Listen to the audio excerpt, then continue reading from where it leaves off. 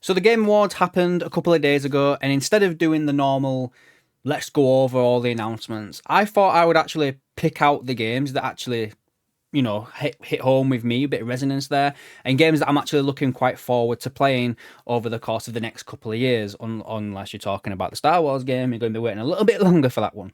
So these are the games that made me stop scrolling, watch the trailers, and everything else that comes with that. So if you do like this video, guys, make sure you're hitting the like button and subscribing, and leave a comment down below.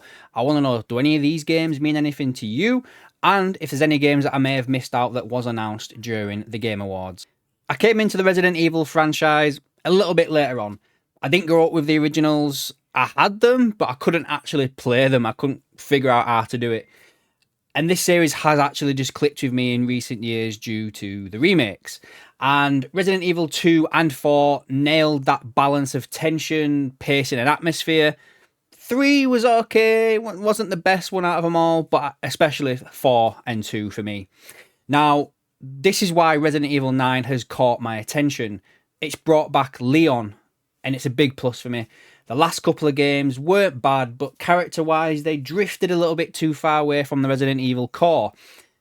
This one seems to have that balance right. Leon brings the momentum and the confidence, and Grace Ashcroft brings the vulnerability and the restraint. Action pushes it forward and horror pulls it back. If Capcom keeps that balance, then this works. Right now, though, this Resident Evil feels like it's remembering itself, and I can't wait to step into it. Star Wars right now is in a bit of a weird place. The films have fallen off a cliff, the TV shows haven't inspired people lately, and on the gaming side, we're still waiting for some information regarding the KOTOR remake, which we don't even know when that's coming out. So when Fate of the Old Republic was revealed, my reaction wasn't really that hyped, to be fair. I'm kind of hesitating about it. Is this game the right game, but at the wrong time? Casey Hudson obviously pulls me straight in. The KOTOR wasn't special because it was Star Wars. It was special because of the guy who helped create it.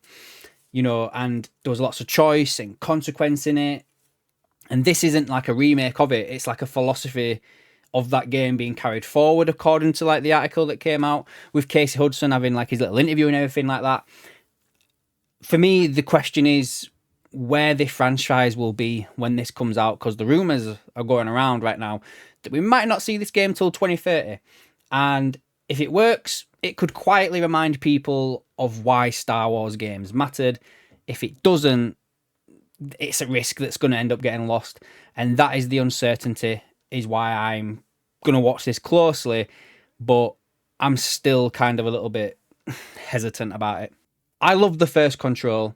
I went all the way with it. I got the platinum in it and everything. And ever since, I've been wondering where Remedy would take the story next, especially once they started mixing the Control and Alan Wake together. So shifting the focus to Dylan, the main Jess, the character from the first game's brother, immediately grabbed me. It's a risk, but it's the kind of risk I can actually trust Remedy to take. The scale makes sense, moving beyond the oldest house into Manhattan, with reality breaking down in public instead of behind closed doors. It feels like a basic natural escalation to the whole situation. I don't want it controlled explained to me. I want it to feel less clean and, or made comfortable. I want it strange and unsettling and confident enough to leave questions unanswered. And this one looks like it's going to be that one, to be fair, guys. Just watch the trailer for yourself. It looks like it's going to be mind-bending. No Law, this one was a little bit different for me. It's a new IP, so I don't have any of the expectation or baggage that comes with it. And it's kind of refreshing. I just like the look of it, the tone, the atmosphere. The world feels gritty and grounded. The choices in the game, if there's any choices, and hopefully they're a bit more meaningful. I don't need to know everything just yet, as it just looks good. I'm going to keep my eye on it over the course of next year, and it's really got my curiosity right now. And honestly, right now, after the first trailer, that's enough for me. I kind of feel the same about Pragmata as well. Like, it's another new IP, it's a strange one, but it's instantly on my radar. I like the look of it, I like the feel, I like that it doesn't rush to explain itself too much. The idea of working as a pair, mixing in some hacking and combat, feels deliberate rather than flashy. This isn't just blind hype. I'm actually kind of like interested in this game. And sometimes with games like this, it's the best place to be. I've watched a few games on trailers and thought they're going to be really good, and they turned out to be rubbish. But Capcom seems to be on a bit of a roll lately. So I've got all faith in them that this is going to be a good game. Tomb Raider was a big part of me growing up.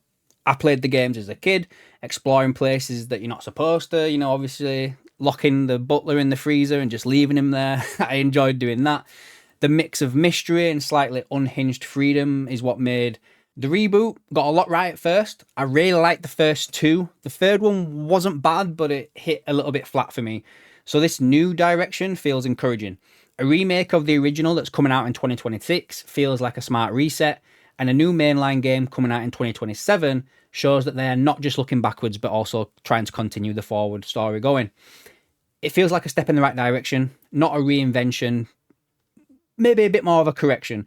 And after waiting this long, that's all that we really need now from Tomb Raider. So there you have it, guys. They're the games that hit me from the Game Awards. Let me know down below, what do you think in the comments? Any of these games, do you feel the same way about it as I do? Any games that I've missed out? I know that there was the 40k Total War one that I probably should have pointed out as well. The Total War games, absolutely love those, and the fact that they're now doing this 40k one, I'm excited for that, but I'm actually already thinking to myself, if that one pulls off, could they potentially do like a Star Wars version of Total War or something like that? I don't know. Let's wait and see. But anyway, guys, let me know down below what you think about all of this, and make sure you hit pause, but stay tuned.